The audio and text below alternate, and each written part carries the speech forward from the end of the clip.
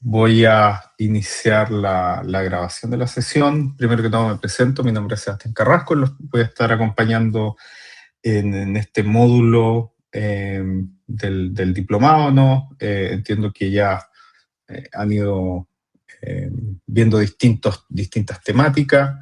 Y hoy día nos toca ver hartos temas que están contenidos en la unidad, pero la idea es pasar rápidamente de manera general por los distintos tópicos que están relacionados con este tema. Pero si ustedes tienen cualquier pregunta, si les interesa que profundicemos en algún tema, por favor interrúmpanme. Probablemente no voy a estar viendo como si levantan la mano o no, porque cuando lo pongo en pantalla completa como que los pierdo un poco de vista, pero cualquier cosa me van comentando. La sesión está siendo grabada, así que en caso de que algunos de ustedes no puedan estar toda la sesión, o para la gente que tampoco se pudo conectar, igualmente va a quedar disponible y alojada en la misma plataforma Blackboard. Entonces, me van interrumpiendo cualquier cosa.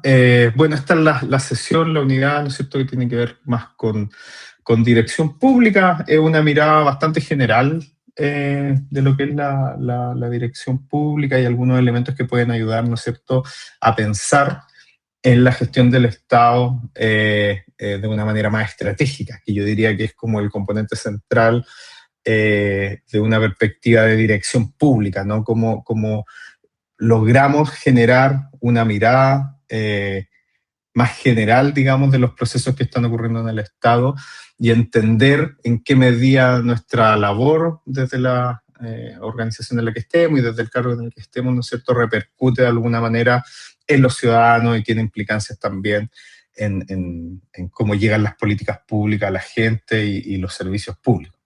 Entonces, bueno, este es como los temas, algunos de los temas a tratar. Por algunos voy a ir pasando más rápido, pero lo que les decía y lo relevante es que ustedes también puedan interrumpir, comentar, preguntar y todo eso para profundizar en aquellos aspectos que tal vez en las actividades que han ido haciendo, en los foros que han ido desarrollando, le haga sentido, le haya quedado alguna duda y que podamos comentarla también y aprovechar esta instancia para eso. Entonces, para que no sea solo una clase tan lectiva como tan unidireccional. Pero bueno, vamos a partir con el concepto de valor público, que es un concepto central hoy en día en la gestión pública, y vamos a ver las implicancias que eso tiene y cómo eso se vincula de alguna manera con la labor directiva dentro del Estado. Luego la idea de ver algunos elementos del proceso administrativo como ejes centrales del quehacer del directivo público, con especial énfasis en los temas de planificación, que además, digamos, en mi parecer, son más críticos también cuando estamos en la dirección para darle un sentido a la organización, ¿no es cierto?, darle un norte y darle una orientación general hacia la consecución de ciertos objetivos. Todos estos temas, obviamente, podrían ser abordados con mucho mayor detalle y uno podría dedicarle, por ejemplo, un curso entero a ver temas de planificación, pero dado el tiempo, ¿no es cierto?, la idea es ver algunas generalidades y algunas perspectivas sobre eso. Luego, empleo público y la alta dirección pública, que me imagino que es un tema que les puede interesar especialmente, a lo que espero dedicarle un poco más de tiempo. Luego, los temas relacionados a negociación y conflicto, ¿no es cierto?, que también ahí son un eje central del quehacer del directivo, es, bueno, cómo resolvemos, negociamos, cómo abordamos los conflictos en los cargos en el que estemos, cómo se canalizan también los conflictos institucionalmente y cómo les damos un espacio, ¿no es cierto?, para que no repercutan en el quehacer de la organización. Los conflictos son consustanciales al desarrollo de cualquier grupo humano y por supuesto que una organización pública no está ajena a eso, así que ahí también hay como temas de lógicas, de competencias también que se buscan desarrollar en los directivos públicos que son relevantes. Y dejé hacia el final para discutir temas de teoría más teóricos, pero no es mi foco. Si no lo alcanzamos a abordar, no importa, creo que son más relevantes las otras dimensiones. Entonces, bueno, comencemos con el tema de valor público, que es un tema bien central hoy en día en la gestión pública. Digamos, es un concepto que está bien presente en un montón de discusiones y también en el quehacer del directivo, en el corazón de lo que hace el directivo público. Hay un texto que está también en la bibliografía, no sé si lo pudieron ver, de un autor que se llama Mark Moore, que él dice: imaginémonos que tenemos una biblioteca pública, ¿ya? Somos los gestores, somos el directivo de una biblioteca pública.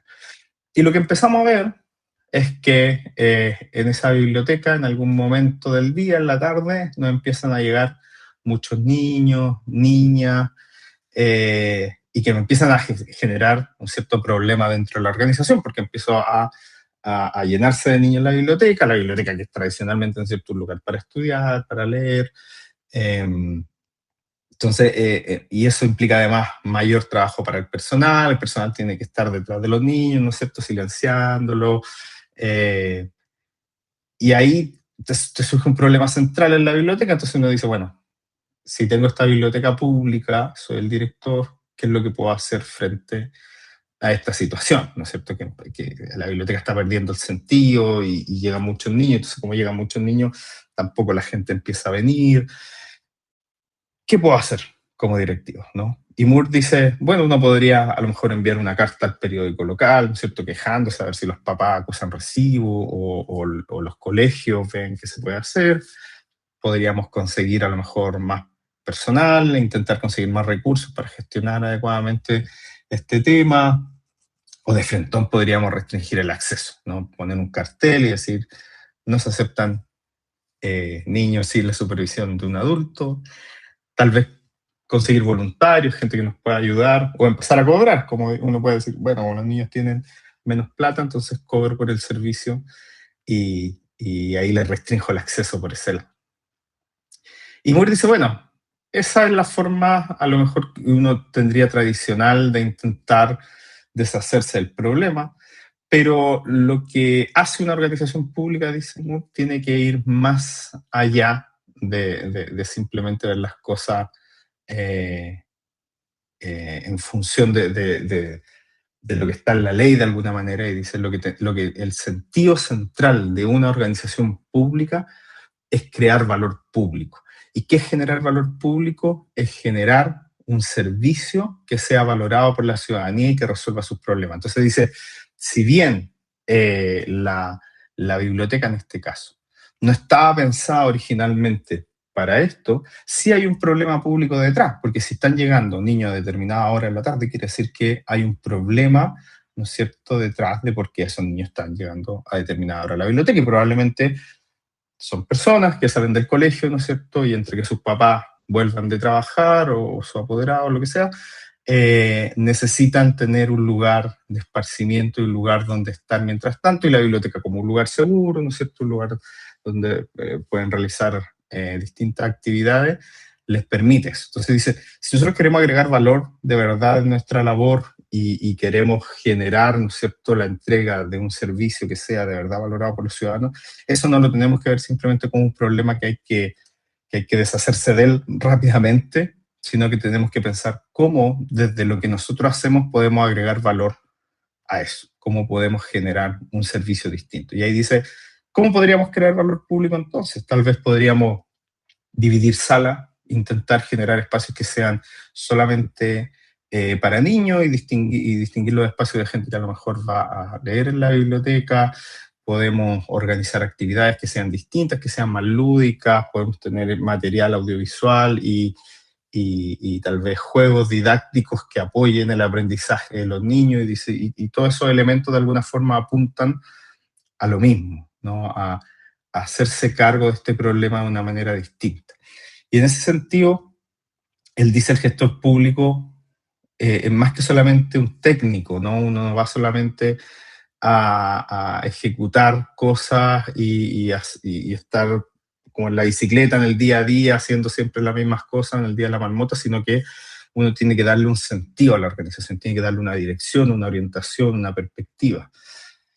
Entonces, es una biblioteca como se entiende tradicionalmente, no una biblioteca, un espacio para leer, algo lúgubre a veces relacionado, pero incluso hay casos en el mismo Chile, en Santiago, por ejemplo, que uno puede retrotraer a esta misma idea de Moore. Por ejemplo, la Biblioteca de Santiago es un muy buen ejemplo de cómo el espacio se puede dividir y se puede agregar valor de manera segmentada a distintos públicos. Estas son imágenes de la misma Biblioteca de Santiago, haciendo actividades para adolescentes, teniendo espacios habilitados, por ejemplo, que permiten la recreación, el juego con personal capacitado, ¿no es cierto?, para eh, hacer actividades didácticas y entender que el proceso de aprendizaje va más allá de solamente ir a leer un libro, y también espacios habilitados de manera más tradicional para hacerse cargo, ¿no es cierto?, eh, de también esa demanda de la ciudadanía, ¿no es cierto?, tener un espacio de lectura, de estudio, etcétera. Hay salas de estudio, hay, no sé, gente puede ir a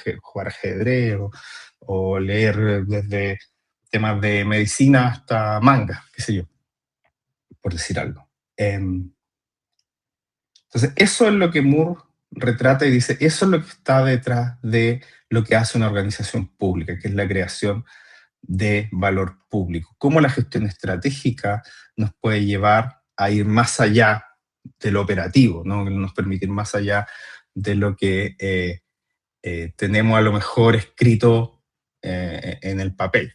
Entonces, cuando el sector público entiende eso, cuando genera un impacto en la sociedad que responde a los problemas cambiantes y dinámicos de la sociedad, entonces estamos generando valor público, ¿no? Nosotros no medimos el impacto en el sector público por cuánta plata estoy generando, ¿no? Cuántas rentas, cuánta utilidad, si no lo pusiera en términos más corporativos de una empresa, sino que buscamos generar un valor que es difícil cuantificar eh, eh, en términos estrictamente hablando, ¿no? Pero porque refiere más bien a un bienestar colectivo. Y en la medida en que estas organizaciones van generando este bienestar y van generando también cierta legitimidad social que respalda lo que están haciendo, ¿no es cierto? Entonces las organizaciones cumplen el objetivo realmente para el que fueron creados. Y ese concepto ha sido muy influyente a través de esta propuesta de Moore, que es el triángulo estratégico, donde dice cómo un directivo público puede generar valor público, bueno, cuando logra generar ciertos objetivos públicos, ¿no es cierto?, los define de buena manera, cuando entiende su labor en términos estratégicos, es decir, en qué medida lo que estoy haciendo resuelve un problema, cómo soy capaz de conseguir legitimidad y apoyo, es decir, respaldo de mis superiores, respaldo de la ciudadanía, cómo genero cierto espacio ahí de coordinación y de apoyo y que le entregan legitimidad social a la organización pública, y cómo al mismo tiempo dispongo de la capacidad operativa, es decir, de los recursos y las capacidades para llevar a cabo esta estrategia. Y esos recursos y capacidades no tienen que ver solamente con tener más plata, sino que cómo disponibilizar los recursos, cómo eh, planificar adecuadamente, cómo organizar, ¿no es cierto?, cómo controlar en un buen sentido de la palabra y cómo disponibilizar los recursos de la mejor forma posible para lograrlo. Entonces, eso está en el centro de la discusión de Moore, ¿no es cierto? Y que propone, por lo tanto, este triángulo con estos tres elementos: objetivos públicos, legitimidad de apoyo y capacidad operativa, con objetivos claros, respaldo ciudadano y de actores clave, y recursos y habilidades necesarias para implementar estos cambios de forma efectiva. Y esto traducido en un directivo público, ¿no?, que de hecho en algún momento la Dirección Nacional de Servicio Civil también lo proponía como el triángulo que debería respaldar la acción del directivo, se refleja en estas tres cosas, ¿no? En la capacidad de gestión estratégica del directivo, que tiene que ver con esta lógica de ir alineando la misión del servicio con estos elementos externos e internos que van evolucionando, ¿no es cierto?, que son cambiantes y que van reorientando el sentido de la organización.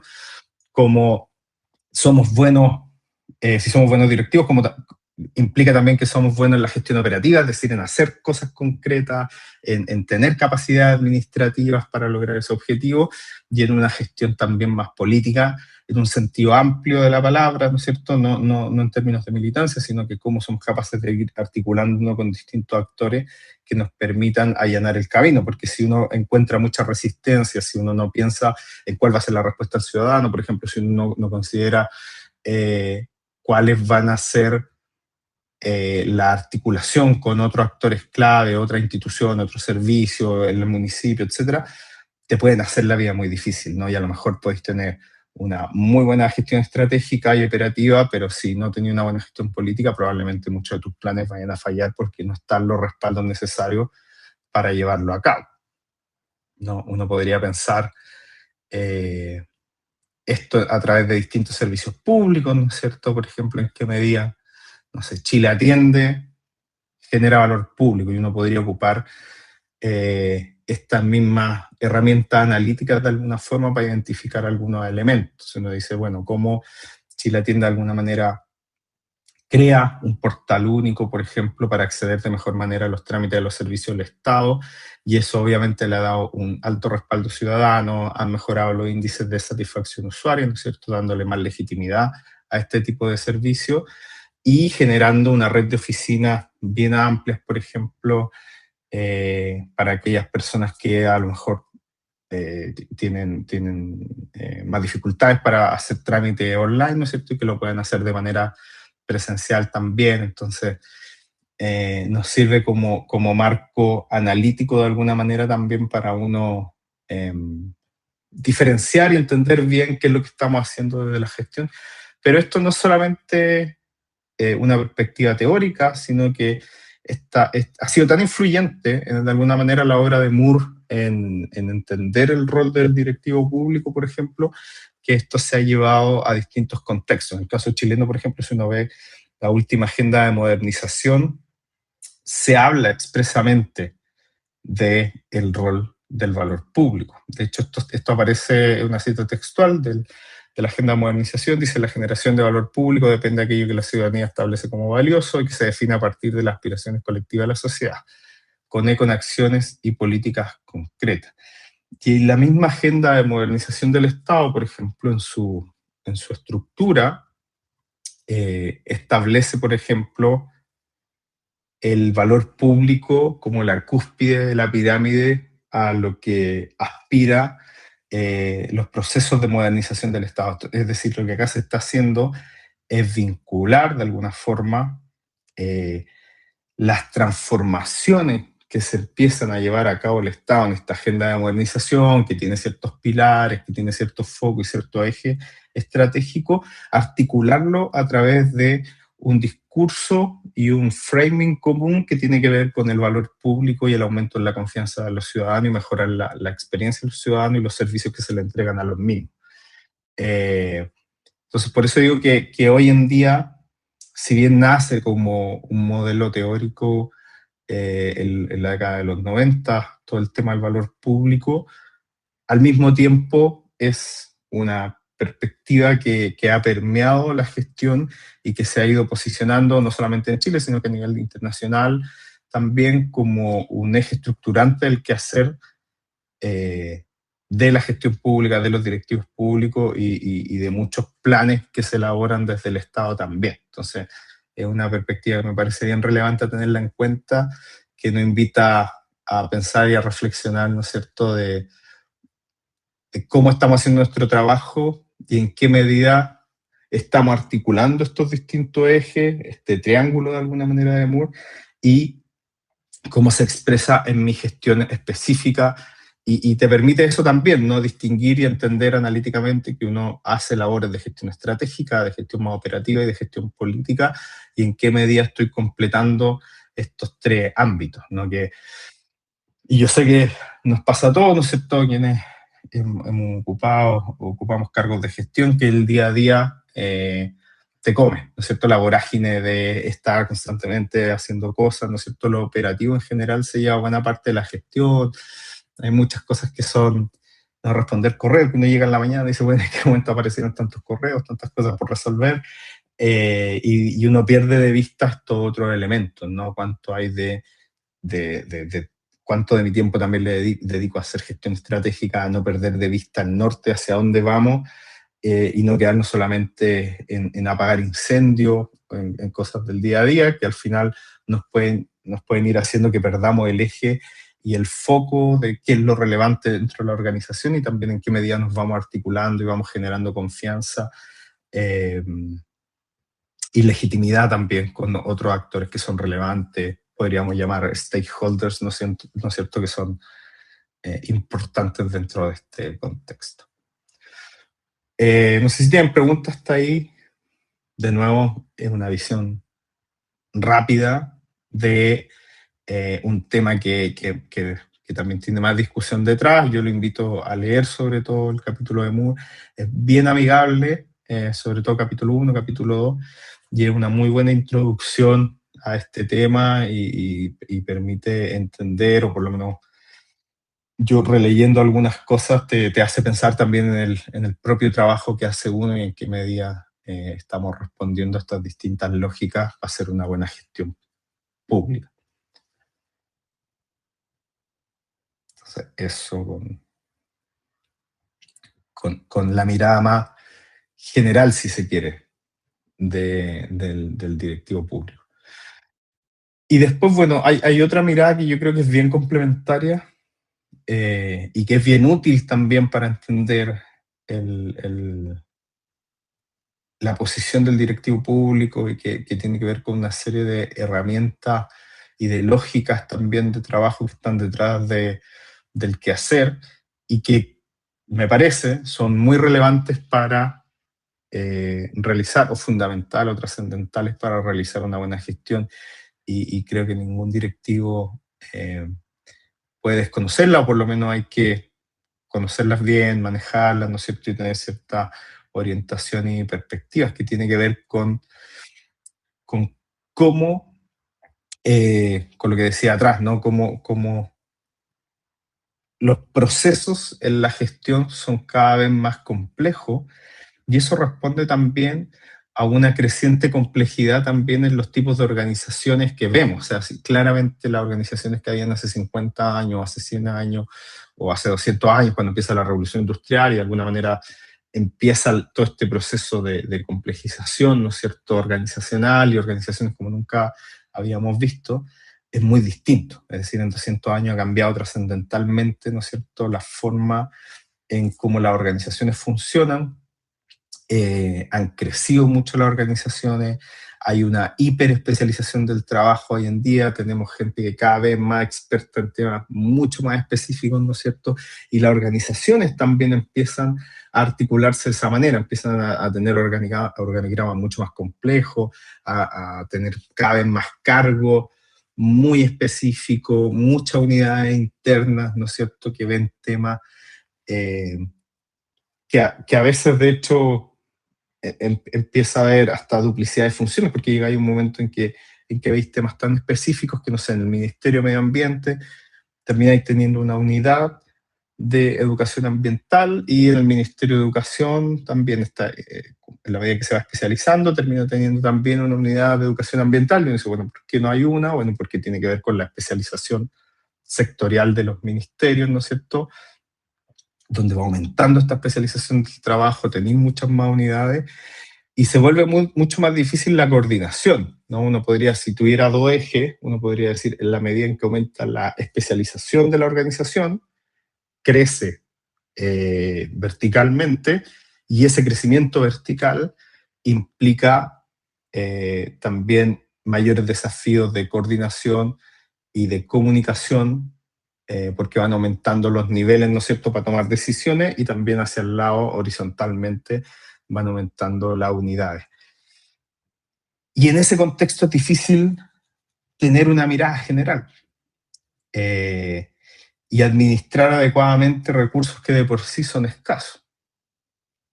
Y esto, sumémosle a que se producen todos estos cambios en un ambiente que es crecientemente más incierto.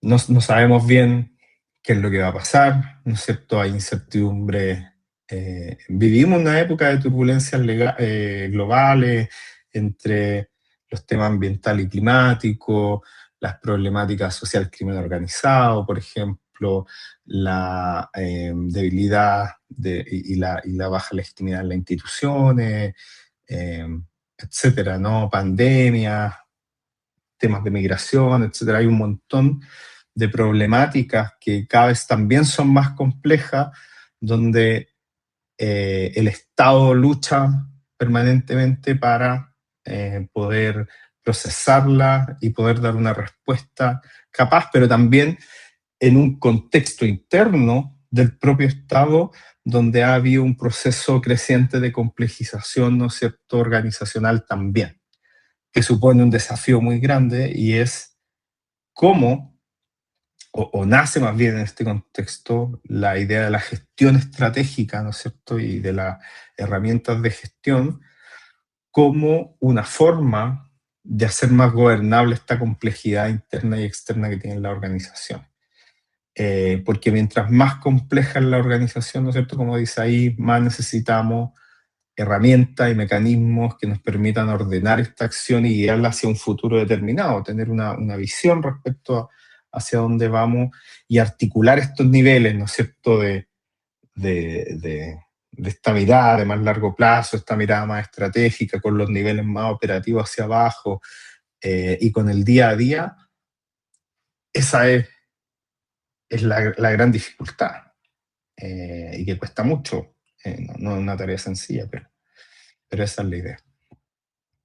Y además, y eso es como en la organización en general, o sea, las empresas son más complejas, ONG, lo que sea, y en el sector público además nosotros tenemos muchas restricciones o elementos que constriñen, que delimitan, que dan un orden, ¿no es cierto?, a lo que hacemos, porque tenemos restricciones legales, no se puede hacer todo, sabemos que en el derecho público solo se puede hacer aquello que esté expresamente permitido por la ley, ¿no es cierto? Hay restricciones presupuestarias, hay recortes presupuestarios, uno siempre quiere, busca tener más presupuesto y más holgura fiscal, pero también hay harta restricción, entonces ahí se vuelve mucho más complejo, van cambiando las prioridades políticas, cambian los gobiernos, cambian las orientaciones de los ministerios, van cambiando los programas de gobierno, ¿no es cierto? Las demandas ciudadanas son distintas, va mutando qué es lo que la gente quiere, qué es lo que exige, qué es lo que demanda, presionan a través de distintos instrumentos, mecanismos, etcétera. La coordinación interinstitucional también cuesta mucho, a veces cuesta mucho que las instituciones hablen, conversen, que haya transferencia de información. No sé, sector salud, a usted le pasa algo, ¿no es cierto? Tiene una emergencia, está en la playa, va a un consultorio, ese consultorio no tiene acceso a las fichas clínicas si su consultorio era en Santiago. Eh,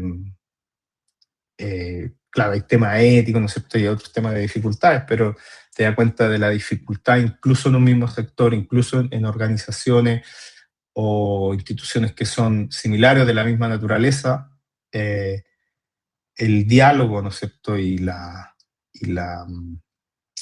el traspaso de información y la gestión y la gobernanza de esas instituciones es bien complejo. Más con un país que tiene desigualdades territoriales importantes como es Chile, ¿no es cierto? Sabemos que las capacidades que hay en Santiago no son las mismas que hay en Aysén, son las mismas que hay en la Araucanía, territorios muy diversos, instituciones muy diversas también en su funcionamiento, eh, eh, y bueno, y siempre también recursos escasos, ¿no es cierto? Uno va de repente a instituciones fuera de Santiago, donde hay muchos problemas de, no sé, va a un servicio que te dicen, oye, nosotros tenemos que fiscalizar, pero mira, somos dos y tenemos una sola camioneta y la camioneta pasa mala. Entonces, la capacidad de fiscalizar que tenemos en realidad es muy baja. Y te encontrás con esas cosas, ¿no? Sobre todo fuera de Santiago, que también van haciendo difíciles y claro, uno puede a lo mejor pensar en estrategias que están muy bien hechas del papel, pero después chocáis con todos estos elementos prácticos, concretos del día a día, que hacen que la gestión sea muy difícil. Por eso la gestión no puede entenderse solamente como, voy a aplicar un indicador o voy a poner un número acá, sino que tiene que entenderse sobre como decisiones que priorizan, ¿no es cierto? Que, donde uno va definiendo cuáles son los problemas que tienen más urgencia, cómo los vamos a atender, a quiénes vamos a beneficiar, qué recursos asignamos, qué resultados esperamos tener. Entonces, siempre, incluso en las cuestiones más operativas, hay una dimensión eh, que podríamos decir es estratégica también, como una etapa previa, es decir, en el momento que definimos cómo beneficiamos, a quién, qué recursos tenemos, qué vamos a esperar, estamos definiendo cuestiones más generales de la organización y estamos decidiendo sobre su orientación. Y eso es difícil, eso no es tan simple, ¿no? Eso tiene muchas dificultades. Y el proceso administrativo viene de alguna forma a ordenar esto. No sé si conocen ese libro, es bien famoso, sobre administración industrial general de Henry Fayol, eh, donde se establece por primera vez de forma más sistemática esto de que una de las funciones centrales de toda organización, bueno, él está hablando de la empresa porque está hablando de lo que él hace, ¿no? Pero de la organización en general, una de las funciones básicas es la administrativa, que antes no se pensaba como una función propiamente tal, ¿no? Tiene que ver con un proceso de ir profesionalizando esto, de haciendo la administración una cuestión cada vez más central en el eje de la función administrativa, y esta administración tiene algunos elementos básicos, como la previsión, la organización, la coordinación, el control, y eso es lo que después se va a llamar el proceso administrativo, ¿no? El proceso administrativo como un conjunto de elementos interrelacionados que son el core del funcionamiento de la administración como tal. Entonces, los procesos administrativos son básicamente, dependiendo de la definición, aquí hay definiciones que incluyen más elementos, hay otras que tienen menos, pero si uno pudiera sintetizar, básicamente el proceso administrativo implica planificar, organizar, dirigir y controlar, ¿no? Planificar es anticiparnos, es establecer los objetivos, es dar las directrices hacia dónde vamos, ¿no es cierto? Y cómo lo vamos a hacer. Y en ese sentido es un proceso de mirar el futuro, ¿no? De prever el futuro, de intentar adaptarse. Y esto es lo difícil, ¿no? Porque en un contexto, como decía antes, cada vez más incierto, con más complejidades, ¿cómo somos capaces nosotros de prever un determinado futuro? ¿Y qué cosas tenemos que hacer para hacer que ese futuro ocurra? Y planificar tiene mucho de eso, ¿no? De generar instrumentos que nos permitan minimizar la incertidumbre de las organizaciones. Luego está obviamente organizar, una organización, cualquier sistema, cualquier organización necesita organizarse, una es organizar como verbo, la otra como sustantivo, ¿no? Y organizarse implica definir cuáles son los roles que va a tener cada persona dentro de la organización, cómo va a ser el organigrama, ¿no es cierto? Cómo vamos a dividir el trabajo, cuál va a ser el grado de especialización, qué hace qué cosa, cómo coordinamos el trabajo dentro, cuáles son los procedimientos que hay detrás, cómo los procesos están bien diseñados, cómo tienen responsable, y ahí hay un match que no siempre funciona tan bien en las organizaciones, ¿no? Que es definir los cargos y luego los procesos, y cómo los cargos dialogan con los procesos, cómo hacemos que no estemos teniendo una duplicidad de funciones dentro de la organización, cómo hacemos que los procesos sean eficientes, que no tengamos redundancia, ¿no es cierto? Pero al mismo tiempo también es difícil porque sabemos que hay restricciones legales muchas veces, no es tan fácil reorganizar en el sector público como a lo mejor sí lo es en el sector privado, que podí un día decir, oye, esto no está funcionando, cambiamos el organigrama, teníamos una dirección general, ahora la pasamos a una unidad dentro de esta otra dirección, etc. Pero igual hay espacio en los que uno puede ir organizando, reorganizando, y muchas y muchos de los problemas a veces que hay con la organización del trabajo tiene que ver con que no están claramente establecido y definido muchas de las cosas, ¿no? Es decir, hay manual de procedimientos, por ejemplo, sabemos cómo es el proceso, alguien ha diagramado el proceso, es decir, vemos cuál es el flujo de trabajo, cuáles son los responsables en cada etapa, sabemos qué es lo que hace cada persona, cuáles son sus tareas, cuáles son las tareas que realmente se hacen durante el día. Eh, Se cumple el organigrama responde a las dinámicas reales que tiene la gente dentro de la organización, eh, etcétera, ¿no? Organizar implica mucho eso también, de pensar en la organización de nuevo desde una perspectiva un poquito más amplia, que no siempre se da y no siempre es tan sencillo, porque además implica levantar información, conocer bien la organización y, y, y sus procesos clave, etcétera. Entonces, planificar, organizar son funciones básicas, centrales, así como dirigir y controlar, ¿no? La dirección hace referencia más a la idea de cómo liderar la organización, cómo ir orientando todos estos elementos y a los equipos, ¿no es cierto? Pero también implica los sistemas de comunicación, o sea, dirigir es en gran medida también qué información le llega a qué persona, con qué prontitud, en qué momento, si es oportuna o no, cuáles son las directrices que se dan, tomar decisiones, ¿no es cierto? Y eso no es tan fácil porque muchas veces cuando las organizaciones van creciendo y van aumentando, como les decía antes, los niveles de especialización y las jerarquías, por ejemplo, la comunicación empieza a ser cada vez más difícil. Es como el juego del teléfono, ¿no? Como que una persona empieza y dice una cosa y cuando llega al último ya llega algo totalmente distinto.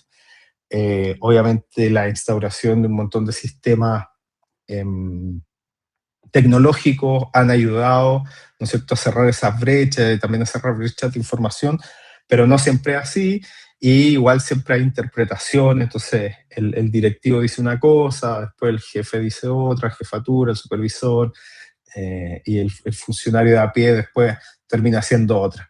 Y hay muchos problemas que se dan a partir de esa incongruencia o esa falla en los sistemas de comunicación. Entonces dirigir también no solamente es como, bueno, liderar, motivar, sí, esa es la parte más, digamos, como de las competencias de un buen directivo, pero también implica sistemas de gestión, sistemas de comunicación eficientes, sistemas de toma de decisiones que no vayan retrasando, ¿no? ¿Cuántas veces hemos dicho, es que esto está parado porque hay que sacarle la firma, la mosca, la famosa mosca? No, es que no tiene la mosca, y vamos acumulando papeles, y no es acumulación de papel, al final son procesos que no están avanzando porque quedan detenidos en alguna parte también del proceso. Entonces, es un problema de proceso, pero también un problema de los sistemas de toma de decisiones. Las personas que dirigen y que tienen que tomar decisiones, ¿cómo lo hacen? ¿En qué medida estamos pensando si este sistema es el más eficiente o no para gestionar la organización? Y luego la resolución de conflictos, que, que también es súper central y al mismo tiempo es algo muy natural, ¿no? Como que por más que uno tenga una organización que funcione bien, donde sean todos muy buena onda, donde haya un muy buen clima laboral, los conflictos son consustanciales al desarrollo de cualquier grupo humano. Entonces, ninguna organización es la excepción al conflicto y la pregunta es, ¿qué elementos tenemos para canalizar el conflicto? Si es que se da, ¿cómo podemos gestionarlo adecuadamente? Y mientras no se dé, ¿cómo lo minimizamos? ¿Cómo lo evitamos? ¿Cómo hacemos que no llegue, que no explote una situación? ¿No es cierto? ¿Cómo tenemos mecanismos de detección temprana? ¿Cómo tenemos mecanismos de gestión, de resolución de conflictos dentro de la organización, etcétera? Y entonces dirigir requiere mucho de eso también, y eso implica harto liderazgo, y también, como les decía, logra articular los otros elementos, es decir, cómo lo que se planifica y se organiza se van cumpliendo también y vamos supervigilando estos otros procesos administrativos. Y eso nos lleva a lo último, ¿no? Que es controlar. La idea de control tradicionalmente es como la persona que te está vigilando, ¿no es cierto? Y que está como encima tuyo, que está viendo lo que hace, pero en realidad el sentido original del control es verificar, ¿no es cierto?, que el desempeño real de la organización se esté llevando a cabo de acuerdo con lo que se planificó. Entonces la idea es ver si hay una diferencia eh, entre lo planificado, entre los indicadores que nos planteamos, los objetivos que nos planteamos, las metas, y si esas metas se están cumpliendo o no. Entonces la organización en general tiene procesos de control. Ahora ese control puede ser muy distinto, ¿no? Puede ser tal vez un proceso muy terrible o también pueden ser procesos más abiertos de discusión, de ir viendo también cuáles son las dificultades, no solamente responsabilizando a las personas que están a cargo, sino que también viendo, bueno, cuáles son las situaciones reales que te llevan a que no estés cumpliendo con los indicadores en la forma en que estaban comprometidos y qué podríamos hacer para mejorar eso. Y es una buena forma también de entender el control de una manera mucho más eh, como parte fundante y relevante del proceso administrativo y no solamente bajo esta lógica que muchas veces opera, que es como lógica del miedo, de que te van a ir a controlar, de que como que te van a pillar o te quieren pillar en algo, sino entenderla como parte de la gestión integral de la organización. Y eso no es tan difícil. Estas funciones no están aisladas, en general se van retroalimentando, se van influyendo entre sí. Esto es una diferenciación analítica del proceso administrativo, pero obviamente la realidad es más compleja y estos elementos se van solapando, interrelacionando, se pueden confundir. No sé, el control sirve para mejorar la planificación, uno planifica y después ve que la organización a lo mejor no responde al tipo de planificación que tengo, entonces tengo que hacer cambios ahí, eh, etcétera. No, lo importante es entenderlo que como ciclo continuo, como algo que está siempre en desarrollo. eh, y esto obviamente es súper relevante para el directivo público, ¿no? Porque el directivo, o el directivo en general, el directivo de una organización, porque uno no solamente es un espectador de cómo operan todas estas cosas, sino que es el principal articulador y responsable de estos procesos, ¿no? Entonces, cuando planificamos, por ejemplo, y establecemos la planificación estratégica de una organización, lo que estamos haciendo también, si lo vinculamos con el tema anterior, estamos definiendo, bueno, cuál es el valor público que queremos crear, ¿no es cierto? ¿Para dónde va la organización? Es darle un rumbo. Hay que generar la estructura y las responsabilidades después cuando organizamos que hacen posible ese rumbo, ¿no? Fijamos el rumbo, bueno, ¿cómo lo hacemos posible? Tenemos que disponer de los recursos organizacionales y la estructura para poder hacerlo. Y luego, a través de dinámicas de liderazgo, movilizamos para que estas cosas se vayan moviendo y después vamos ajustando a través del control, ¿no es cierto? Si nos vamos desviando de lo que está planificado y cómo estamos organizados y si vamos viendo que hay desviaciones, bueno, en qué medida podemos ir corrigiendo ese rumbo a través del control. Entonces, el directivo, cuando estamos haciendo lo que hablábamos antes de esta gestión estratégica, operativa y política, estamos también haciéndolo en estas distintas etapas del proceso administrativo, ¿no? Y eso nos va a llevar, podríamos pensar teóricamente, ¿no?, a generar valor público, que es lo que queremos finalmente conseguir con la gestión de las organizaciones públicas. Hasta ahí, no sé si hay preguntas, comentarios.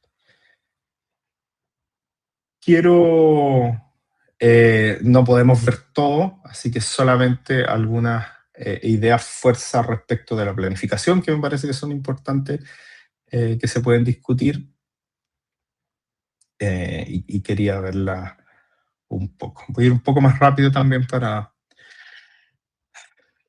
alcanzar a ver otras cosas, pero bueno. La planificación es básicamente, hay distintas definiciones de planificación. Una podría pensar como el proceso de seleccionar información y hacer suposiciones respecto al futuro para formular actividades necesarias para realizar los objetivos organizacionales. Chavenato la define como una técnica para minimizar la incertidumbre y dar más consistencia al desempeño de la empresa. Habla pensando en la empresa. Erwin dice que la planificación en gran medida la tarea de hacer que sucedan cosas que de otro modo no sucederían. Independiente de la definición, hay como algunas ideas fuerzas que siempre se van a repetir. Una es la idea de futuro, que ya la comentaba antes, de cómo pensamos hacia adelante, eh, y qué es lo que tenemos que hacer para cumplir con ese futuro. Pero algo que tal vez no se dice mucho, pero que creo que en cualquier proceso de planificación estratégica es sumamente relevante, es que ese futuro solo se puede construir si tenemos también un buen diagnóstico del pasado y del entorno y del momento y del contexto, ¿no? Entonces también la planificación en buena medida utilizar la información, el análisis, y también son los métodos, ¿no es cierto?, a través de los cuales nosotros vamos a reunir información suficiente que nos permita, en base también a nuestros objetivos, a nuestra visión, a nuestra misión, seleccionar un rumbo de acción eh, para generar eh, los objetivos que queremos lograr en el futuro. Y eso es bien interesante entenderlo, porque de alguna manera es un ejercicio de imaginación también, ¿no? Cuando hace planificación tiene que ser creativo, no basta solamente con fijar, no es fijar, yo creo que la planificación algunas veces se entiende, se malentiende o termina siendo, ¿no?, como fijar indicadores y metas y cumplir. Pero si uno va a un sentido más profundo, casi poético, pero que creo que es muy real, es un ejercicio de imaginación, de pensar futuros posibles, y de verdad de plantearse hacia dónde yo quiero ir, hacia dónde quiero movilizar mi organización y cómo puedo movilizarla teniendo en cuenta los recursos que tengo, las personas que tengo, eh, las limitaciones que tengo, y el sentido general para el cual fue creada también mi organización. Y creo que esos elementos son bien relevantes. Entonces, ¿qué nos permite la planificación? Si lo llevamos a cosas más concretas, primero orientar la acción, es decir, hacia dónde vamos las actividades, hacia dónde van, ¿no es cierto? Un poco hacia dónde va la organización. Nos permite también coordinar actores y recursos en la medida en que las distintas unidades, los instrumentos, las personas, etcétera, se tienen que coordinar, ¿no es cierto?, para ir cumpliendo con estos objetivos y estas metas y estas estrategias que nos proponemos. Pero también, sobre todo, yo creo que planificar es un ejercicio de priorización, es decir, en qué medida definimos qué cosas se van a hacer primero, qué cosas se van a hacer más tarde, cuáles son lo urgente, como esta típica distinción, lo urgente de lo importante, pero más allá como de las frases, de verdad un ejercicio de priorizar qué es lo más central en la organización y es a donde tenemos que estar poniendo la mayor cantidad de esfuerzo, porque siempre hay recursos escasos, siempre hay disyuntivas, siempre hay momentos en que uno dice, tengo que avanzar en esto, pero en esto otro también. Bueno, ¿qué es lo que priorizamos? ¿Qué es lo que está definido como central en nuestra planificación? Y también nos permite evaluar en la medida en que facilita ver si estamos cumpliendo las metas que queremos ver, si no hay un proceso de planificación tan claro, si las metas no están tan claras, si los equipos no están tan empapados también de este proceso eh, que me ha pasado estar de ese lado también. A veces hay una planificación, pero tal vez no baja también a los equipos, entonces uno después no tiene seguridad hacia dónde tiene que ir, tiene miedo de estarse equivocando, después hay procesos de control y uno está con miedo porque dice, pucha, ¿qué es lo que tenía que hacer? Nunca supe bien. Eh, y eso se resuelve con una buena planificación, ¿no? Y también como les decía, también cómo se vincula con la dirección en la medida en que la dirección transmite esto, comunica esto, genera instancias formales también de socialización de los procesos de planificación, en qué medida el conjunto de la organización está en el mismo bote o no, y eso también se gestiona, no es solamente porque exista una planificación, eso quiere decir que todo lo demás va a empezar a funcionar como relojito, sino que hay mucho trabajo detrás de cómo hacer que esto se mueva. ¿No? Y si uno lo pone en un ejemplo, no sé, un hospital público enfrenta listas de espera, déficit de personal, problema de infraestructura, presión ciudadana, tiene tantas cosas que no puede estar funcionando en el día a día. no que digan, hoy necesitamos tal remedio para la diabetes, y no, no está, no ha llegado, no, está atrasado, lleva un mes que no nos llega, no sé qué.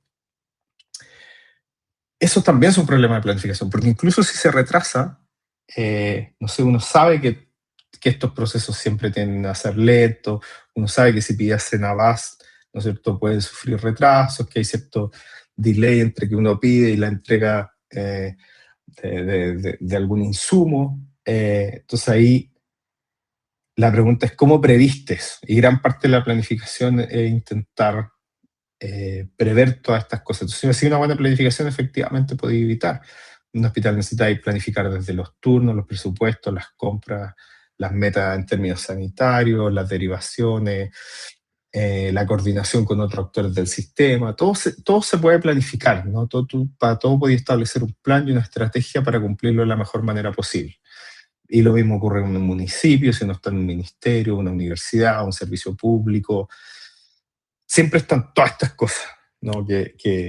Como que todo puede salir mal, entonces por eso es tan relevante hacer un buen proceso de planificación. Si no planificamos, ¿qué nos pasan? Nos pasan un montón de cosas, ¿no? Empieza a haber duplicidad de tareas. Oye, pero si yo estaba haciendo esto, no, pero si yo tenía que hacerlo, no, pero ¿quién te dijo? No, no sé. Eh, Empezamos a usar mal los recursos, insisto, el sector público, recursos siempre escasos, entonces usarlos mal te puede conllevar grandes problemas, ¿no es cierto? Falta de prioridades, no sabemos qué es lo más importante, entonces a lo mejor empezamos a hacer y dedicarle mucho tiempo a las cosas chicas y no logramos priorizar. Sobrecargamos algunos equipos mientras otros a lo mejor están más liberados porque no hicimos una buena planificación y asignación de roles y de trabajo a cada uno de los grupos, entonces hay algunos que a lo mejor están sobrecargados, empieza a haber más rotación, la gente se empieza a ir de los equipos y hay otros equipos que a lo mejor no están haciendo tanto y uno dice, bueno, pero ¿por qué pasa esta diferenciación entre las personas? Y ahí está, ¿no? O sea, hay este tipo de problemas. Se empieza a improvisar mucho porque como no nos adelantamos, empezamos a responder en el día a día, empezamos, chuta, ¿cómo lo resolvemos? Hagámoslo así, así, no lo previmos. Y de repente son cosas muy chicas que te pueden dejar problemas muy grandes, y me he visto en eso también, que uno le pasa, ¿no? Faltó que a lo mejor un correo, una comunicación adecuada sobre algo que se iba a hacer, no se dijo en su momento, se avisan con mucha premura, se enojan los equipos, etc. La improvisación, ¿no es cierto?, siempre es una muy mala enemiga de la planificación. Y tenemos baja capacidad de respuesta también, porque no sabemos cómo actuar, nos ponemos nerviosos, no sabemos qué hacer frente a ciertas situaciones porque no las previmos, porque no estamos planificando. Problemas de coordinación, etcétera, ¿no? Voy a ir más rápido con esto. Y además hoy en día por eso hablamos de planificación estratégica y no solamente de planificación, sino que también entendemos que no solamente basta con definir objetivos, sino que en qué medida las metas, los objetivos, la visión de largo plazo, ¿no es cierto?, está articulada con una estrategia que me permite prever de buena manera las cosas que van a pasar y establecer cursos de acción, ¿no es cierto?, que me van a permitir alcanzar esas metas. Va más allá de lo que antes se hacía como un plan estático, de decir, bueno, necesitamos aumentar la producción un 20%, por decir algo, ¿no es cierto?, sino que se entiende que como la realidad es compleja y cambiante, necesitamos que la planificación sea un proceso continuo de estar siempre analizando el entorno, de tomar decisiones, de ir ajustando. Eh, entonces, la idea es, como les decía, anticipar el futuro, de nuevo la idea de futuro, no solamente proyectar el pasado, decir, no ha ido bien, entonces que nos sigamos creciendo al mismo ritmo que veníamos creciendo. Y es como, no, porque muchas cosas pueden pasar, entonces la idea es como, dadas las condiciones actuales y esperadas del futuro, qué cosas podemos hacer. Y la planificación, bueno, tiene varias etapas, tiene sobre todo, podríamos distinguir 4 grandes etapas que son como las más obvias, ¿no? Una primera etapa de diagnóstico, de ver cómo está la organización interna, externamente. Lo más conocido ahí es el FODA, pero hay otros muchos instrumentos, mecanismos y procesos de levantamiento de información que se pueden hacer, o incluso la construcción misma del FODA puede ser un proceso muy simple o también muy complejo, dependiendo de la cantidad de actores a los que les consulte, la cantidad de fuentes de información, cómo vais sistematizando, cuál va a ser la metodología para llegar a ese diagnóstico. Y ahí también eso podría ser digamos, un curso entero, ¿no es cierto?, que uno le dedicara a esto y a ver herramientas de diagnóstico y armar una metodología adecuada para hacerlo. Luego la formulamos y la formulación hoy en día termina siendo, digamos, lo más sencillo. O sea, si hiciste un buen diagnóstico, la formulación debería venir de manera más o menos natural, ¿no? Y ahí es donde definir las prioridades, cuáles son los objetivos estratégicos, cuál es la misión de la organización, etcétera. Y luego implementar, ¿no? Cómo esta visión de futuro se traduce en planes, en proyectos, en presupuestos específicos, cómo vamos materializando y luego cómo vamos viendo si estamos cumpliendo o no. Toda la lógica de monitoreo y evaluación a través de indicadores de desempeño que nos permiten ir ajustando la planificación. Y para ello hay un montón hoy en día de herramientas, esto son solo algunas de ellas, no las vamos a ver porque en honor al tiempo no podemos verlas, pero eh, existen muchas herramientas de planificación, ¿no? El análisis fue el más obvio y el más conocido. Están los cuadros de mando integral que te permiten implementar de mejor forma al vincular procesos, ¿no es cierto?, con la estrategia. Están los distintos tipos de indicadores de desempeño, los presupuestos por resultados que permiten vincular las finanzas al presupuesto también con indicadores y por lo tanto con el presupuesto se vuelve también una herramienta de planificación estratégica dentro de la organización. Y bueno, en el Estado chileno esto sobre todo se gestiona a través de la dirección de presupuestos, ¿no es cierto? Y hay distintos elementos donde quedan expresadas la estrategia y la planificación de la organización. Dentro de los más conocidos están las fichas de definición estratégicas, que está ahí el famoso formulario A1, que define, entre otras cosas, la misión, los objetivos estratégicos, eh, los productos asociados, etcétera. Hay indicadores de desempeño, hay programas específicos con metas específicas como los programas de mejoramiento de la gestión, etcétera. Eh, ¿Y por qué? Porque en Chile está muy vinculado la planificación, ¿no es cierto?, con la asignación presupuestaria, que eso no necesariamente pasa en otros países. En otros, por ejemplo, hay ministerios de planificación que se dedican a ver todo este tema de manera a nivel ministerial, digamos. Que, bueno, acá también contribuye el Ministerio de Desarrollo Social, que no lo vamos a ver aquí en detalle, pero hay un ecosistema, ¿no es cierto?, que ustedes probablemente conocen en torno a la planificación. Y así se ve un esquema, ¿no es cierto?, de cómo la planificación va de alguna forma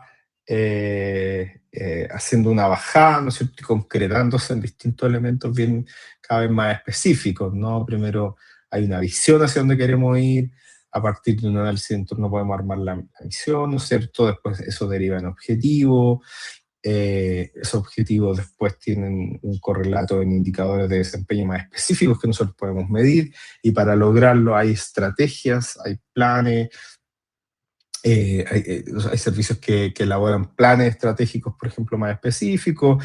Hay algunos que están más formalizados, menos formalizados, eh, y ahí también se vinculan harto. Muchas veces esa estrategia vincula objetivos con procesos y te permite hacer matrices que luego son más fáciles de ir verificando, también de asignar responsabilidades, y así no se diluye, porque un problema también que hay en las organizaciones es que a veces se fijan objetivos, metas, etcétera, y después, bueno, ¿y quién es el responsable de esto? no, no sé, era Juanito, no, no, si yo no lo veo, yo estoy viendo tal cosa.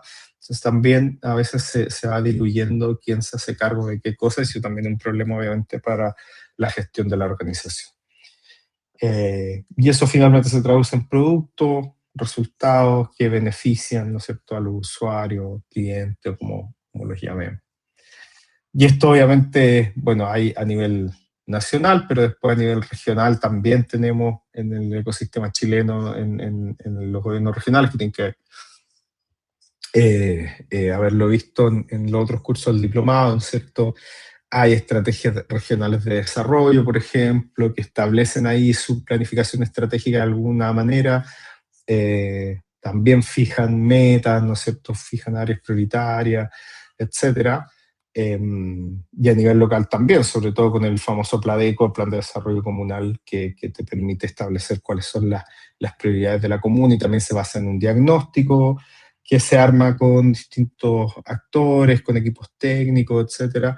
Se levanta la información, se arma una imagen, ¿no es cierto?, municipal primero, y a partir de eso se van construyendo una serie de indicadores y mecanismos eh, que permiten pensar hacia dónde van estas organizaciones. ¿Qué es lo difícil en una lógica de gobernanza? Bueno, hacer dialogar el nivel nacional, regional y local, ¿no es cierto?, cómo estos distintos niveles de alguna forma se van articulando. Eh, eh, y no son contradictorios, y dado que además estos organismos tienen autonomía, muchas veces se vuelve complejo esa dinámica, o cómo dialoga el gobierno regional, por ejemplo, con las delegaciones presidenciales, etcétera.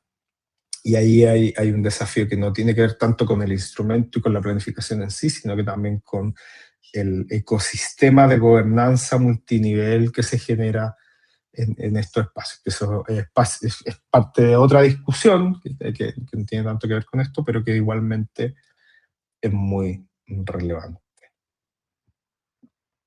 Eh, bueno, y sobre todo una de las cosas que uno ve más cuando está en el sector público son las definiciones estratégicas, que son como la forma más concreta de uno de visualizar de alguna manera la planificación estratégica, ¿no es cierto? Las definiciones estratégicas son básicamente la herramienta que nos entrega orientaciones sobre el quehacer de la organización, eh, y están reflejadas en este formulario A1 que les comentaba hace un rato. Hasta ahí, no sé si hay comentarios, preguntas, no sé qué escucho algo, pero, eh, bueno, y finalmente yo creo que este va a ser el último tema que voy a alcanzar a ver más en detalle. Pero igual quedo a disposición si quieren hacerme alguna pregunta, me envían un correo a través de Blackboard, si es que hay cosas que a lo mejor quedaron pendientes, que no voy a alcanzar a ver en mucho detalle. Insisto, esta es una clase, ¿no es cierto?, para ver mucha materia que en realidad podrían ser cada una, podríamos dedicarle una clase a cada uno de estos temas en detalle para revisarlos, pero lo importante es también ir dándole una narrativa y, y aclarando algunas cosas y algunas dudas que ustedes puedan haber tenido a partir de lo que están haciendo en los módulos de manera asincrónica, ¿no? A través de su trabajo autónomo, de la lectura, de la revisión, de los foros, etc. La idea es que esto también vaya esclareciendo algunas cosas que podrían haber visto ahí. Me acordé que tengo que recordarles también que al final de todo el módulo hay una evaluación, ¿no es cierto? O sea, se va a activar automáticamente y se le envía un aviso también para responderla, y es, así como en los otros módulos, una evaluación con alternativas, para que lo tengan en cuenta. Bueno, algo que preocupa mucho, obviamente, a los directivos públicos, que debería preocuparles y ocuparles, tiene que ver con el empleo público en sí, y con la con la alta dirección pública, ¿no? Como dos ejes centrales. Entonces, quiero ver al comienzo algunos gráficos y algunos datos sobre empleo público y luego profundizar más en algunos aspectos de la alta dirección pública. Solo para introducir, quería decir que el debate sobre la profesionalización del Estado es un debate de larga data en el mundo. Históricamente, las distintas civilizaciones de la humanidad han intentado eh, ir profesionalizando la gestión del Estado. Ya, por ejemplo, en la China imperial se enseñaba, por ejemplo, doctrina administrativa y temas de gestión pública, y se daban exámenes muy, muy largos para poder entrar a trabajar como funcionario del emperador, ¿no? Que era, terminaba siendo el máximo honor. Entonces la gente se preparaba mucho para dar unas pruebas muy largas para luego servir al emperador y ser funcionario del Estado chino. Arriba está Federico el Grande de Prusia, actual Alemania, que ya en el 1700 establece las primeras cátedras, por ejemplo, de administración pública en las universidades, que sirviera para después trabajar dentro del Estado. La idea era tener personas competentes en lo que se llamó el cameralismo, que era el estudio y la práctica de la administración, eh, como una protodisciplina de la administración pública, pero solo para decir que ha habido históricamente una preocupación, ¿no es cierto?, por la profesionalización del Estado. La perspectiva más moderna es sobre todo a finales del siglo XIX con Woodrow Wilson, un ex presidente de Estados Unidos, tal vez lo conozcan porque fue uno de los precursores de la Sociedad de las Naciones, después de la Primera Guerra Mundial. Pero antes el presidente era un académico que le preocupaba mucho esta distinción entre la política y la administración. Y él decía, ¿por qué cuando llega un gobierno tiene que cambiar todo el aparato del Estado? Mirando el caso estadounidense. Y decía, la administración se ocupa de cosas que son muy distintas de las que se ocupa la política. La política nos dice qué tenemos que hacer, qué queremos como sociedad, define hacia dónde queremos ir, pero la administración se ocupa de cómo hacemos, cómo concretamos esa idea, ¿no? Cómo concretamos esa visión de mundo, cómo concretamos una perspectiva más general de la vida colectiva. Entonces, ¿qué es lo que hace la administración? Se supone que la administración tiene que buscar basar en decisiones científicas, técnicas, con gente preparada, tiene que buscar los mejores medios para hacer posible esa visión de la política. Entonces, empieza todo un movimiento para profesionalizar el Estado, y también empiezan a surgir escuelas de políticas públicas, por ejemplo, en Estados Unidos, y luego surgirán escuelas de administración pública también en América Latina, siendo la escuela de gobierno en Chile una de las primeras en los años 50 en la Universidad de Chile. Pero ha habido una historia, por lo tanto, y un intento de profesionalización de la administración pública históricamente, y un debate que no está cerrado, sobre todo en América Latina, ¿no?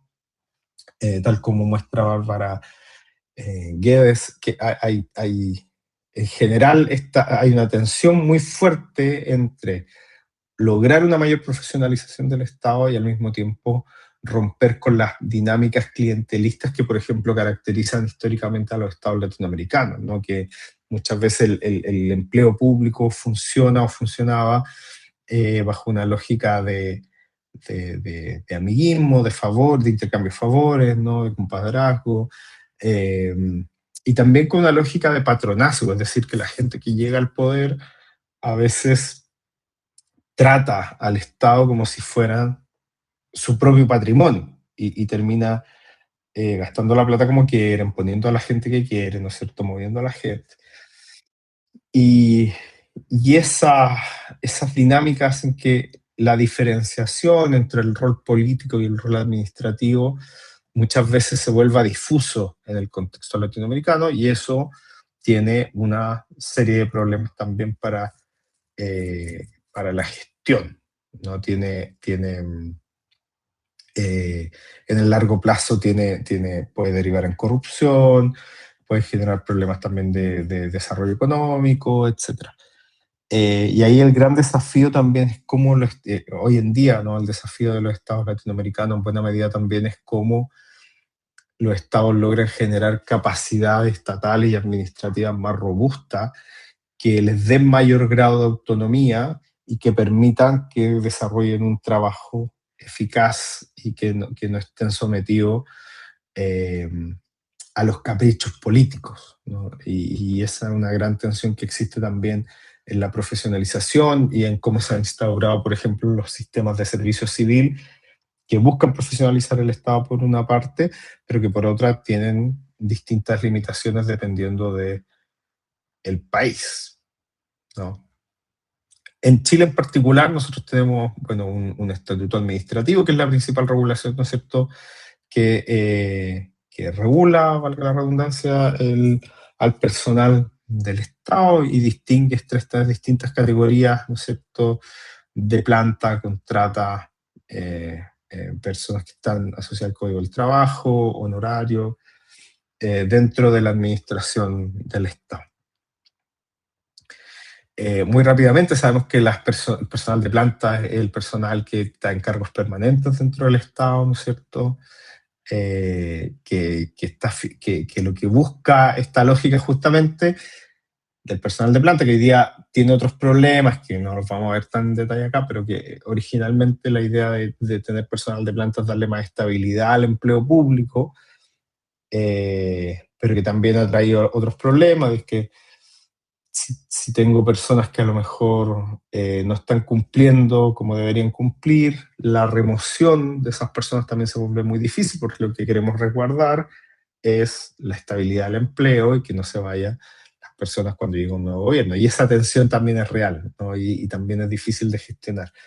Pero bueno, personal de planta además son los menos en las organizaciones porque se crean por ley, pero las organizaciones son muy dinámicas, crecen mucho, entonces la dotación de planta que se da en un momento determinado puede cambiar dadas las necesidades de la organización muy rápidamente o quedar desactualizados muy rápidamente. Los contrata, en cambio, son personas, funcionarios, ¿no es cierto?, que desempeñan labores permanentes dentro de la institución, pero su cargo dura hasta el 31 de diciembre de cada año, ¿no es cierto? Y ahí tiene que haber un proceso de renovación, ¿no es cierto?, permanente. Entonces están en una situación de relativa estabilidad respecto de los plantas. Hay algunos servicios públicos especiales, ¿no es cierto?, que por su creación, por la ley que los rige, a veces funcionan bajo el Código del Trabajo, como el Consejo para la Transparencia, CONAF, entre muchos otros que operan bajo Código del Trabajo y no estatutos administrativos. Y finalmente se encuentra el personal honorario, ¿no es cierto?, que son personas que se supone que realizan labores no habituales y esporádicas dentro de la institución. Sabemos también que eso no es así y que muchas personas también son contratadas a honorario para realizar funciones de manera permanente, y ahí hay harta jurisprudencia tanto de la Contraloría como de las Cortes, ¿no es cierto?, de en qué medida se les van reconociendo ciertos derechos también al personal de honorario, porque en la mayoría de los casos cumplen horarios, tienen responsabilidades asignadas, ¿no es cierto? Se realizan funciones regulares dentro de la institución. Y eso obviamente te habla de una tensión que existe hoy en día y que es muy diagnosticada transversalmente, de que hay un problema de fondo con el estatuto administrativo y que tiene que haber un proceso de cambio y de mejora del mismo. Eh, Aunque no ha sido muy fructífero los intentos que se han hecho y los proyectos de ley que se han enviado para cambiar el empleo público, darle más dinamismo y también en el caso de los honorarios darle otro estatus jurídico que les permita desempeñarse de mejor manera en las funciones. Aproximadamente el 20% del gasto del presupuesto es destinado a personal. Eso implica tanto el pago de remuneraciones como también los viáticos, la hora extra, los reemplazos, etcétera. Si uno ve, está el gráfico, ¿no es cierto?, de Eso es el porcentaje de gasto en persona respecto al total de gasto público del presupuesto. Vemos que en 2021 bajó mucho y eso es efecto pandemia, pero ya para 2024 se recuperan los niveles pre-pandemia, ¿no? Voy un poco más rápido con esto. Esto es valores actualizados, entonces son valores comparables cada año y año a año son los gastos en personal del gobierno. Y vemos que el gasto público en personas ha aumentado considerablemente desde la década de los 90 hasta ahora. Eso tiene que ver con un crecimiento más general del Estado, ¿no? O sea, gastamos más plata en más personas porque también el Estado ha crecido mucho. Hoy en día tenemos, no sé, 24 ministerios, se ha expandido y ha habido un crecimiento muy grande de instituciones públicas y eso obviamente tiene que ir acompañado de mayor gasto también en personal. Si los ministerios que existen son los que deberían existir, si tener el número de ministerios que tenemos es lo óptimo, esa es otra discusión, ¿no? Pero ahí mostrando solamente algunas estadísticas descriptivas respecto de esto. Obviamente la mayor parte del gasto se va en honorarios, también muchas se van en bonificaciones, en remuneraciones variables, muchas remuneraciones variables que no varían tanto, como los PMG, por ejemplo, ¿no es cierto? El gasto es más o menos permanente porque la gran mayoría de los servicios públicos termina siempre ganando, ¿no es cierto?, los PMG. Ese es otro problema también de gestión, de en qué medida los incentivos monetarios incentivan a mejorar la gestión, que es su lógica inicial, ¿cierto? Ese es otro problema que acá se ve, ¿no? En general, el cumplimiento del PMG es muy, muy alto en el sector público. Los que no cumplen, a alguien se le pasó, después lo culpan todo el año, eh, pero en general se cumple, ¿no? Entonces ahí la pregunta es cuánto en verdad estos programas de mejoramiento de la gestión están mejorando la gestión.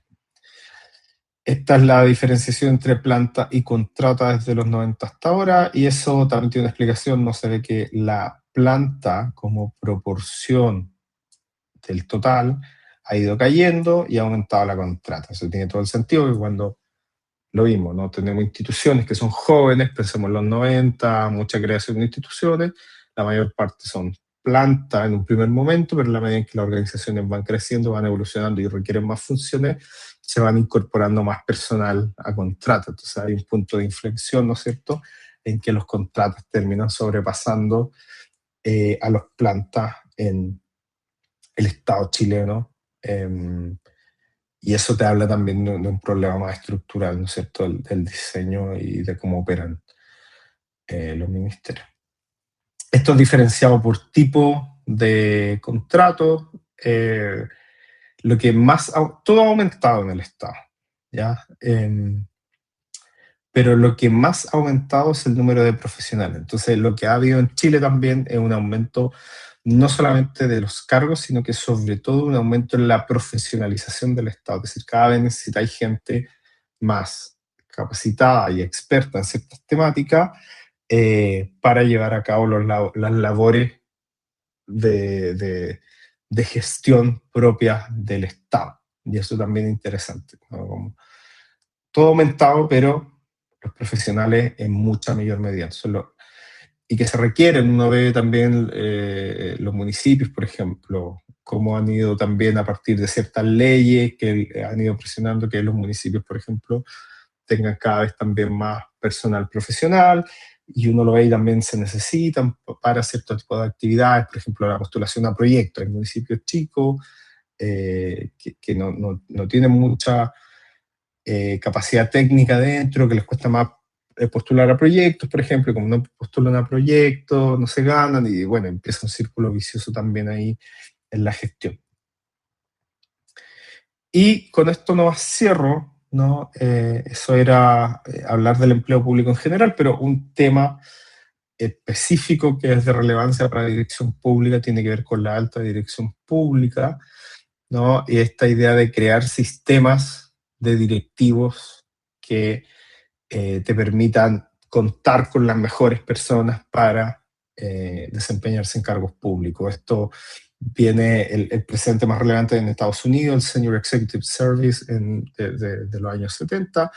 Chile es una de las primeras instituciones de América Latina que lo hace a comienzos de los 2000, a partir de un caso de corrupción, ¿no es cierto? Un caso Mobgate, de pago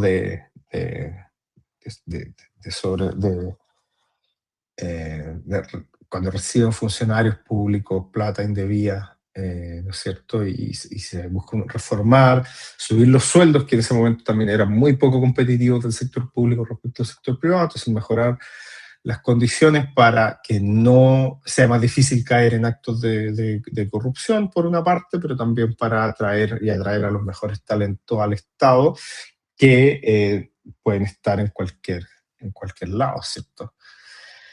Y el servicio busca, por lo tanto, regular el ingreso, la retribución, las condiciones de desempeño de los directivos superiores que tienen funciones ejecutivas dentro del gobierno central, para que se desempeñen en el Estado las mejores personas y dar continuidad así a las labores de gestión, generar mejores políticas públicas. Y de eso hay harta evidencia también. O sea, cuando aumentan los niveles de profesionalización, también mejoran los resultados de gestión dentro de los servicios. Entonces, digamos, es bueno, tiene una buena lógica y una buena orientación.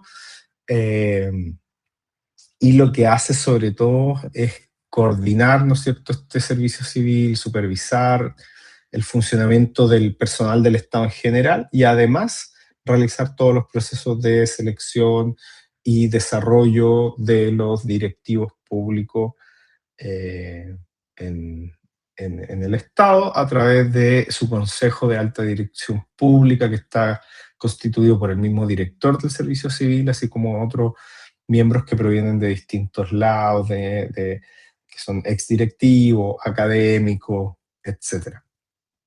Ahí hay datos del 2023. Se hicieron 1000 entrevistas, por ejemplo, a candidatos que querían ir que querían postular a cargo público. Actualmente hay una brecha importante entre hombres y mujeres, que en general las mujeres postulan mucho menos que los hombres, pero la postulación de las mujeres es más efectiva, es decir, que las mujeres postulan menos, pero cuando postulan están mucho mejor preparadas, entonces tienen mayor probabilidad de quedar. Entonces hay personas, no sé, por poner un ejemplo más extremo, alguien que viene saliendo de la universidad y hombre y dice, bueno, ¿por qué no? Postulo como directivo público. Y las mujeres no, como que postulan con digamos, un bagaje, que cumplen de mejor forma con los requisitos, son más competitivas en el fondo.